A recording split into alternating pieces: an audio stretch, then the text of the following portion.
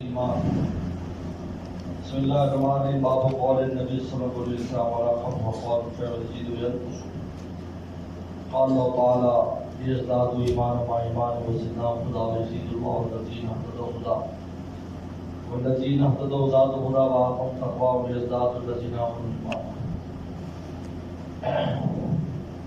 امام بخاری رحمۃ اللہ علیہ نے وحی کے بعد کتاب الایمان شروع کیا ہے، کہ وحی آنے کے بعد ایمان فرض ہو جاتا ہے لوگوں پر۔ جب کسی پیغمبر پر وحی آتی ہے اس کے بعد لوگوں پر ایمان لانا فرض ہو جاتا ہے۔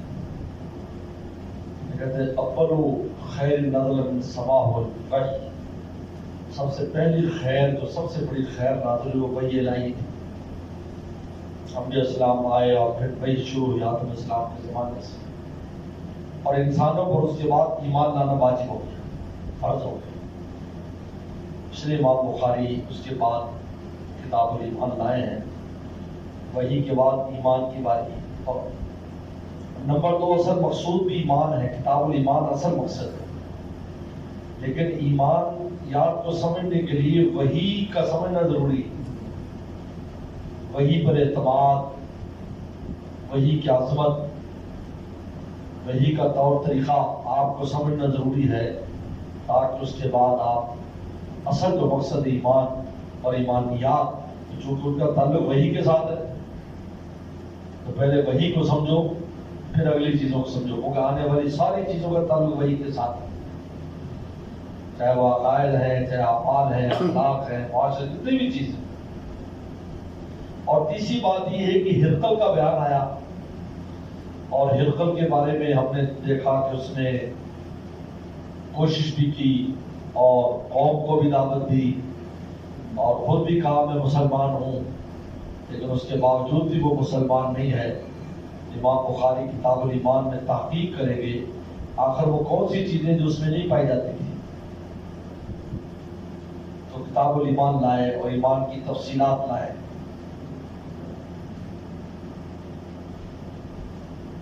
پہلے باب الوحی تھا، یہ کتاب الایمان ہے۔ اب یہاں کتاب میں نے بتایا تھا جس میں مختلف نوع، ایک جنس کی مختلف انواع ہوتی ہیں۔ یہاں پر چونکہ مختلف انواع ہیں، حقیقی ایمان ہے، ظاہری ایمان ہے، اخلاص ہے، نفاق ہے، یہ سب، اس لیے امام بخاری یہاں پر کتاب الایمان لے کر آئے۔ ایمان کا لغوی معنی ہے، ایمان امن سے ماخوذ ہے، امینہ یا امن، آپ سب یسمع، اس کا معنی بے خوف ہونا، بے خوف ہونا۔ خوف سب جانتے ہیں اس کی ضد امن ہے، خوف ہر آدمی جانتا ہے، اس کی ضد جو ہے وہ امن ہے۔ وَلَيُبَدِّلَنَّهُم مِّن بَعْدِ خَوْفِهِمْ أَمْنًا، قرآن نے خود امن کی تعریف کر دی، ان کے خوف کو امن سے بدل دیا۔ تو خوف کی جو ضد ہے وہ کیا ہے؟ امن، امن یا امن، امن یا امن،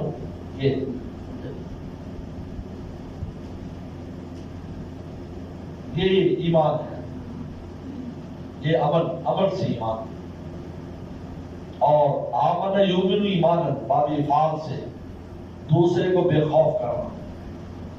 آمنتہ، میں نے اس کو بے خوف کر دیا، لغوی معنی ہے، میں نے اس کو بے خوف کر دیا۔ پھر کبھی اس کا ایک مفعول ہے، کبھی 2 مفعول ہے۔ آمنتہ ایک مفعول ہے، میں نے اس کو بے خوف کر دیا۔ آمنتہ غیری، میں نے اپنے غیر سے بے خوف کر دیا۔ اور کبھی اس میں احتجاج بھی آتا ہے، آمنہم من خوف، ان کو امن دیا اللہ نے خوف سے۔ آمنہم، ہم بھی مفعول ہے، من خوف بھی مفعول ہے، من خوف بھی کیا ہے؟ مفعول۔ آمنہم خوفا، لیکن بیچ میں احتجاج آ گیا، من خوف۔ کبھی آمن یؤمن ایمان جو ہے اس کا صلہ آتا ہے، صلہ ایک حرف جار ہوتا ہے جو معنی پر اثر انداز ہوتا ہے، اس کو صلہ کہتے ہیں۔ ہر حرف جار نہیں، آمن من خوف، اس من نے کوئی اثر نہیں ڈالا، امن کا معنی ہی رہے، لیکن جو حرف جار ایسا ہو کہ جو معنی تبدیل کر دیتا ہے اس کو صلہ کہتے ہیں۔ اس کو کیا کہتے ہیں؟ صلہ۔ اگر رغبت فیہ، میں اس میں راغب ہوا، رغبت عنہ، میں اس سے اعراض کیا۔ من یرغب عن ملتی، من یرغب عن ملتی، وہاں لفظ آیا، یہ صلہ ہے. یہ رغبہ کا معنی بدل دیا اس نے، عدم رغبت. یرغب بھی ہی رغبت کرنا. تو صلہ وہ حرف جار ہوتا ہے، سمجھو اس کو، کہ جو اس لفظ کا معنی کو تبدیل کرتا ہے اور کسی اور معنی پر لے جاتا ہے. اب سب سے پہلے صلہ با آتا ہے جو ہماری ایمانیات میں استعمال ہوتا ہے. یؤمنون بالغیب، آمنت باللہ. با آتا ہے، لفظ با، یہ با صلہ ہے. یہ ہے تصدیق کرنا. کیا معنی بنے گا؟ تصدیق. آمنت باللہ کا معنی کیا ہے؟ میں تصدیق کرتا ہوں اللہ کی و کتبہ و رسولہ. یہ سارے دیکھو معنی بدل گیا. یہاں صلہ کیا ہے؟ با. تو با کی صلہ آنے سے اس کا معنی امن کے معنی سے آگے نکل کر تصدیق کے معنی میں چلا گیا. سمجھو اس بات کو. ورنہ حرف جار آمن و بالخوف میں بھی ہے، لیکن وہاں محبت کے معنی بھی ہے. اس نے حرف جار نے کوئی تبدیلی نہیں کی. جہاں حرف جار آیا معنی آمنت باللہ. یؤمنون بالغیب، وہ لوگ جو تصدیق کرتے ہیں غیب. یہ ترجمہ اصل کا ہے. ایمان لاتے غیب پر، یہ تو ہم اس کا کر دیتے ہیں، لیکن اصل کیا ہے؟ کوئی ایمان لانے کا مطلب تصدیق کرتے ہیں غیب کی. اور تصدیق کسے کہتے ہیں ابھی آگے آ رہا ہے. کبھی صلہ لام آتا ہے، ما انت بمؤمن لنا ولو كنا صادقین. یوسف السلام کے بھائیوں نے کہا تھا اپنے ابا سے، ما انت بمؤمن لنا. فرعون نے کہا تھا موسیٰ اور حضرت ہارون السلام سے، انؤمن لبشرین مثلنا وقومهما لنا عابدون. قوم ہماری غلام ہے. کیا نام آیا تو کیا معنی ہے؟ اعتبار کرنا. کیا معنی ہے؟ اعتبار کرنا. مانتا مومن لانا. آپ ہم پر اعتبار نہیں کر رہے، یہ ایمان لانا نہیں ہے کہ آپ ہم پر ایمان نہیں لا رہے. یا اپنے ابا کو کہہ سکتے ہیں؟ یہ نہیں ہے. یہاں کس کے معنی میں؟ آپ ہمارا اعتبار نہیں کر رہے. ہم یوسف کو یہ کر دو کہ آپ مجھے ڈر ہے یا کو لوہزے، تو ان کو بھیڑیا کھا جائے گا. یا کو لوہزے، اور وہی کہانی بنا کر وہ لے آئے، وہی کہانی وہ بنا کر لے آئے. یہ کا قصہ عبد المجید ندیم صاحب محرم کے مہینے میں خوب بیان کیا کرتے تھے. ان کا عبد المجید ندیم شاہ صاحب جو ہے، ان کا 9 محرم کو ان کا بیان ہوا کرتا تھا کھڈا مارکیٹ میں. پورا کراچی اس میں ہوتا تھا، اتنی قوم ہوتی. اور وہی رات جو ہے نا وہ پیٹنے والوں کی بھی ہوتی تھی. تو پیدل پنڈول ٹاؤن سے جاتے تھے. وہ تقریباً 9-10 کلومیٹر پر تھی جگہ. سواریاں ملتی نہیں دوسرا. تو وہ یہ بھائیوں کا قصہ شروع کرتے تھے، یہاں سے شروع کرتے تھے اور پھر لا کے فٹ کرتے تھے. تمانتا بمؤمن لنا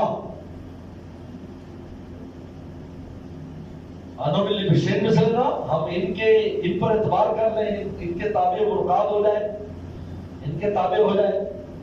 اعتبار کرنا میرے تابع ہونا، ہمارے اعتبار کو رہنے ہماری بات مانو. اچھا تیسرا صلہ علا آتا ہے. علا، اور یہ شاید کسی نے بھی یہ حدیث اتنی بیان نہیں کی جتنی میں بیان کرتا ہوں. یہ فضائل قرآن میں ہے. ما من نبی الا اوتی مثل ما آمن علیہ البشر. کہ ہر نبی کو ایسی چیز دی گئی جس کی وجہ سے لوگ ایمان لائے، یعنی معجزہ. تو علا اعتماد کے معنی میں، سمانے میں اعتماد، کہ جس پر اعتماد کر کے معجزے پر. انما اوتیت وحیا، لیکن مجھے وحی دی گئی اور وہ قیامت تک رہے گی، اس لیے میرے ماننے والے زیادہ ہوں گے. وسلم نے فرمایا.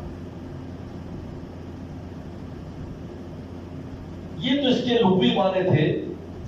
اصطلاح میں کسے کہتے ہیں؟ اصطلاح میں وہ تصدیق ہو، یا ہر عالم کو اس کے بعد یاد ہونا چاہیے.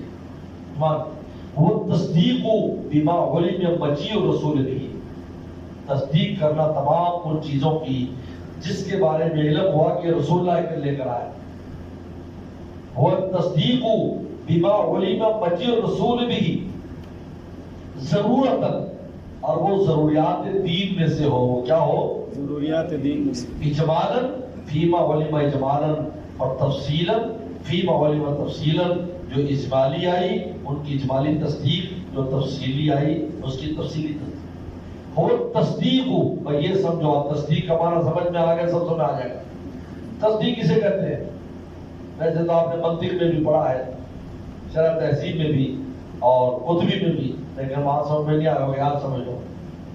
اور تصدیق ہو، تصدیق کہتے ہیں اپنے اختیار سے صدق کی نسبت مخبر یا خبر کی طرف کرنا، اپنی مرضی سے اپنے اختیار سے صدق کی نسبت مخبر خبر دینے والے یا خبر کی طرف کرنا کہ یہ خبر سچی ہے۔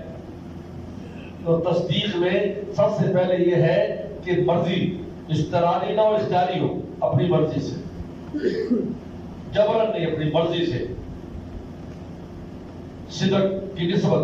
نمبر دو، نسبت بھی کرے، کیا کرے؟ نسبت بھی کرے۔ جی یہ میں مانتا ہوں، تصدیق کرتا ہوں کہ یہ ایسے یہ خبر سچی ہے یا یہ رسول سچا ہے۔ اپنے صدق کی نسبت کس کی طرف کرنا؟ خبر یا مخبرانوں کی طرف کرنا۔ اس میں نمبر تو یہ کہ اختیاری ہو، استراری نہ ہو۔ جیسے یہودی تھے، یہودیوں کو تصدیق حاصل تھی لیکن استراری، یعرفون کما یعرفون ابناءہم، کیونکہ جب سورج نکل آئے تو ایک آدمی دیکھ پھر آنکھ بند کر نہیں نکلا، اور نہ بھی چاہے کہ تو اس دل میں بیٹھ چکا ہے کہ نکل گیا ہے۔ تو انہوں نے جب نشانیاں دیکھی رسول اللہ کی، فوراً ان کے دل میں آ گیا یہ وہی پیغمبر ہے، بالکل سورج کی طرح۔ اور فرعون نے بھی جب موسیٰ علیہ السلام کو دیکھا اور ان کے معجزات کو دیکھا، وَاسْتَيْقَنَتْهَا أَنفُسُهُمْ، قرآن نے کہا کہ ان کے جیوں نے یقین کر لیا کہ یہ نبی ہے، لیکن انکار کر دیا، نسبت نہیں کی، انکار کر دیا۔ تو یہودیوں نے کی جو معرفت تھی اور یہودیوں کی جو تصدیق تھی وہ تصدیق نہیں تھی، کیونکہ تصدیق کے لیے ضروری ہے کہ نسبت بھی کرے اور اختیاری و اضطراری نہ۔ اور نمبر دو، نسبت بھی کرے، نسبت کرے کہ یہ رسول ہے اور یہ نسبت یہودیوں نے نسبت نہیں کی، دل میں کیا فرعون نے لیکن موسیٰ نسبت نہیں کی کہ ہم آپ کا رسول مان۔ نمبر تین یہ ہے کہ وہ جو خبر ہے نا، خبر وہ غیب سے تعلق رکھتی ہو، مشاہدے سے رکھتی ہو۔ غیب وہ ہے جس کو آپ کی عقل اور آپ کی حس نہ پا سکے، جس کو آپ کی عقل نہ عقل پا سکے نا، فرشتے آتے جاتے ہیں، کیسے آتے جاتے ہیں کرنا ہے، اور حس نہ پا سکے، نظر نہیں آتا۔ کیونکہ ایک آدمی یوں کہے سورج نکلا ہوا ہے، اپنی مرضی سے کہ سورج نکلا ہوا ہے، تو یہ نہیں کہیں گے وہ ایمان لے آیا سورج پر، ایسا نہیں۔ وہ غیب سے تعلق ہو، اس کا تعلق کس کے ساتھ ہو؟ جنت ہے، دوزخ ہے، اللہ تعالیٰ کی ذات ہے، یہ رسول ہے، ان پر وحی آئی ہے، یہ سب غیب سے تعلق۔ قبر میں، حشر میں یہ ہوگا، یہ سب غیب کی چیزیں جس کو نہ ہمارے حواس جان سکتے ہیں نہ ہماری عقل پہنچ سکتی ہے اس طرح۔ تو وہ خبر جو ہے اس کا تعلق کس کے حد سے ہو؟ غیب۔ اس لیے فرمایا یؤمنون بالغیب، کہا، یہ نہیں کہا بالمشاہدہ۔ بالمشاہدہ تو سب ایمان لے آئیں گے قیامت کے دن، لیکن قرآن نے کہا کسبت فی ایمانہا خیرا، جو پہلے ایمان نہیں لایا ہوگا اس کے ایمان اب معتبر نہیں ہے، ورنہ جب سورج نکلے گا مغرب سے ساری دنیا ایمان لے آئے گی، آمنت باللہ، فرمایا کہ نہیں۔ اس سے پہلے کیا آیت ہے؟ کیا ہے؟ اللہ کی نشانی بھی یہ سورہ کیا نام ہے، مائدہ کی بالکل آخر میں، بالکل آخری آیات ہے جو جن میں نشانی آنے کا ذکر ہے، اور آخری ہے کہ وہ کسبت فی ایمانہا خیرا، جو اس سے پہلے آمنت من قبل اور کسبت فی ایمانہا خیرا، جب پہلے ایمان لائے تھے یا عمل کیا تھا وہ معتبر ہے، نشانی آنے کے بعد معتبر نہیں، کیونکہ بعد میں مشاہدہ ہو گیا۔ جب فرشتے آ جاتے ہیں اس وقت سارے ایمان لانے کو ہوتے ہیں، ہم ایمان لاتے ہیں، فرعون لایا تھا نا، لیکن نہیں، اب نہیں۔ تو یؤمنون بالغیب، تو تیسرا ہے کہ وہ خبر کا تعلق کس سے ہو؟ غیب سے۔ یہ تین شرطیں تو مشہور ہیں کہ تصدیق میں تین چیزیں چاہیے، ایک جو ہے وہ اپنی مرضی سے تصدیق کرے، نمبر دو نسبت کرے، نمبر 3 وہ غیب سے تعلق رکھے. چوتھی چیز جو سب سے اہم ہے ان کے ساتھ ایک چوتھی چیز ہے استسلام قلبی اور انقیاد باطنی دل سے منقاد ہو جائے. دل سے کہے بھی بس میں اللہ رسول کی مانتا ہوں بھائی, اپنے آپ کو اللہ رسول کے حوالے کرتے دل سے, پھر چاہے ظاہری عمل اس کے خلاف ہے دل سے مانتا ہے. سمجھ رہا ہے میں غلط کر رہا ہوں. اس لیے آپ کو پتا ہے استحلال الحرام کفر, حرام سمجھ کرتا ہے کچھ نہیں. ایسے آج کل لوگ نالی کچھ نہیں, شراب حرام حلال ہے وہ کھاؤ پیو, صحابہ نے بھی تو پی تھی. چلو یہ کیوں کفر کا استسلام باطنی نہیں ہے, انقیاد باطنی. یہ سمجھو اس کو, انقیاد باطنی جس کو تسلیم بھی کہتے ہیں, قول کا مختلف الفاظ ہے لیکن سب سے خوبصورت لفظ یہ ہے استسلام قلبی اور انقیاد باطنی. یہ دل منقاد ہو جائے گا بس اللہ رسول کی مان کے چلیں گے. اب عمل نہیں کر پا رہے کمزوری کی وجہ سے کسی وجہ سے تو وہ الگ چیز ہے, وہ گناہگاروں میں شمار ہوگا لیکن غیر مومن نہیں ہوگا. سمجھ آ رہا نہیں آ رہا ہے, غیر مومن نہیں ہوگا. اس وجہ سے نہیں کر پا رہے, دباؤ ہے, پریشر ہے, معاشرہ ہے, نفس حکومت, ہزاروں چیزیں. تو انقیاد باطنی نمبر 4 جو اس کے ساتھ انقیاد باطنی استسلام قلبی پایا جائے. انقیاد باطنی اور یہ دو لفظ بہت خوبصورت ہے. استسلام قلبی ابن حمام نے اس کو بیان کیا ہے فتح القدیر والا.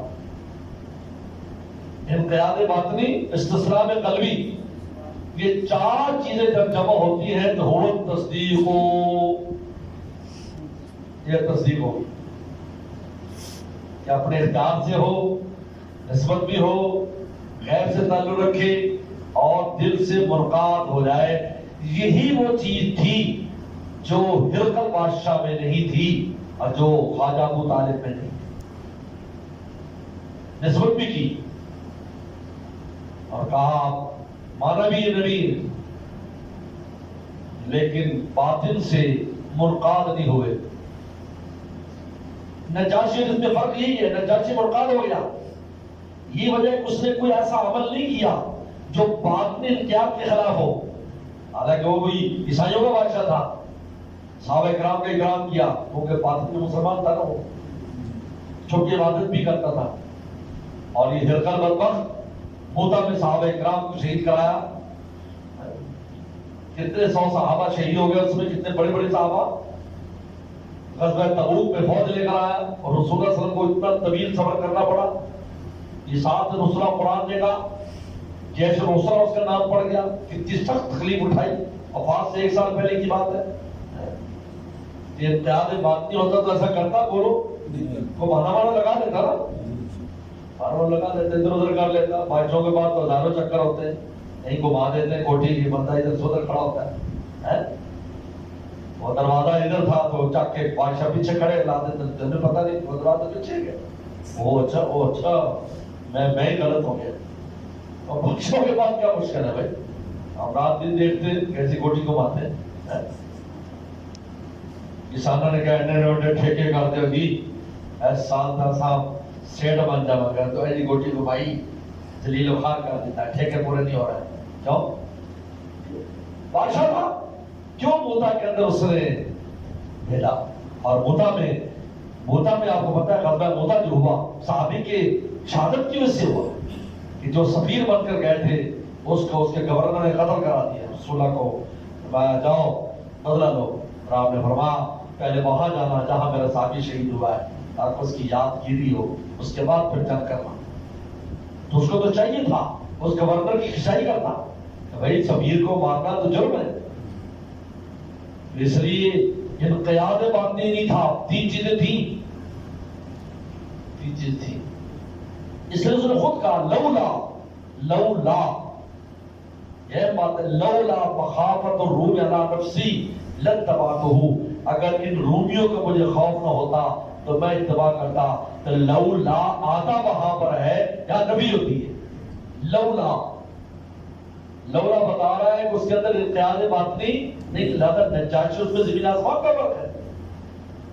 اس نے تو اکرام کیا، سب کیا، حالانکہ قوم کہتی تھی یہ آپ کیا کر رہے ہیں، وہ ہے کہتے کیا ہوا ہے، مہمان ہے، وہ بہانے لگا دیتا تھا مہمان ہے، مہمانوں کو کوئی بھی ہو، کسی مذہب کا ہو، ہمارا عیسائی مذہب کہتا ہے کہ ہم اس کا اکرام کریں، اس قسم کا سب کو مطمئن کر دیتا تھا. اور یہی خواجہ ابو طالب سے ہوا. حضرت خواجہ ابو طالب نے نسبت بھی کی کہ آپ کا دین خیر البریت دینا، آپ کا دین سب سے اچھا دین ہے، اور آپ کی اتنی امداد کی، اتنی نصرت کی کہ ایک مثال بن جاتی ہے. اللہ نے فرمایا کہ میرے چچا جان کو سب سے کم عذاب دیا جائے گا. بخاری کی حدیث ہے کہ ان کے پاؤں میں جوتیاں ڈالی جائیں گی جس سے سر جو ہے نا وہ کھولے گا. بس اتنی ان کو سزا دی جائے گی کیونکہ انہوں نے بہت امداد کی. لیکن انہوں نے خود کہا لول المصبہ، وہ کہا کہ لول الملامت کو، اگر ملامت کا مجھے خوف نہ ہوتا لوجدتنی سبق بذاک دینا، کہ میں فوراً ایمان لے آتا. لیکن ملامت ہے، وہ سب ملامت کریں، وہ بھی لولا لایا، لولا لایا، لولا العار. اگر اس بات کی عار نہ ہوتی کہ لوگ کہیں گے موت کی وجہ سے یہ کلمہ پڑھ رہا ہے، موت کے خوف سے، اقررت بعینک، تو میں آپ کی آنکھیں ٹھنڈی کر دیتا ہے اے میرے بھتیجے. لولا خود بتاتا ہے انقیاد باطنی نہیں تھا. اس بات کو سمجھو، آج کل جو چل رہا ہے دنیا کے اندر، اس میں یہ بڑی اہم مباحث ہے، ہمیں کچھ پتہ نہیں ہوتا. بالکل ایمانیات کے لیے کیا کیا چیزیں ضروری ہیں. ایمانیات کے لیے تصدیق اختیاری ضروری ہے، استقراری نہیں چاہیے، نسبت کرنا ضروری ہے، پھر اس کا غیب سے تعلق ہونا ضروری ہے، پھر انقیاد باطنی اور استسلام قلبی ضروری ہے. یہ تو آپ کو یاد ہونا چاہیے. چلتے پھرتے تو ایمانیات کی بات ہے، یہ ذرا بھی کا قاعدہ نہیں ہے جو بھول بھی جاؤ تو کچھ نہیں ہے. اس لیے ایمانیات پر میں بہت زور لگاتا ہوں کیونکہ اس وقت جو فطرے ہیں ان کا وہ ایمانیات سے تعلق رکھتے ہیں. اعمال تو والی بات تو پیچھے چلے گا، عقیدے خراب ہو رہے ہیں، مولویوں کو پتہ بھی نہیں ایمان کہتے کس کو. اس لیے ہرقل اور نجاشی کے ایمان میں فرق ہے. اور ہرقل اور ابو طالب، خواجہ ابو طالب مومن نہیں تھے. آپ کو رافضی آپ سے بحث کرے کہ مومن ہونے کی، آپ یہ دلیل مسلم کی روایت. اور العار، اگر یہ عار نہ ہوتی میں کلمہ پڑھ کے آپ جب کے ٹھنڈی کر دیتا. یہ خود دلیل ہے، انقیاد باطنی نہیں تھا، استسلام قلبی نہیں تھا. اس لیے خواجہ کو اپنا قاضی ثناء اللہ پانی پتی فرماتے جن سے تصریح آئی ہے کفر کی تصریح، وہ تو مسلمان نہیں ہے.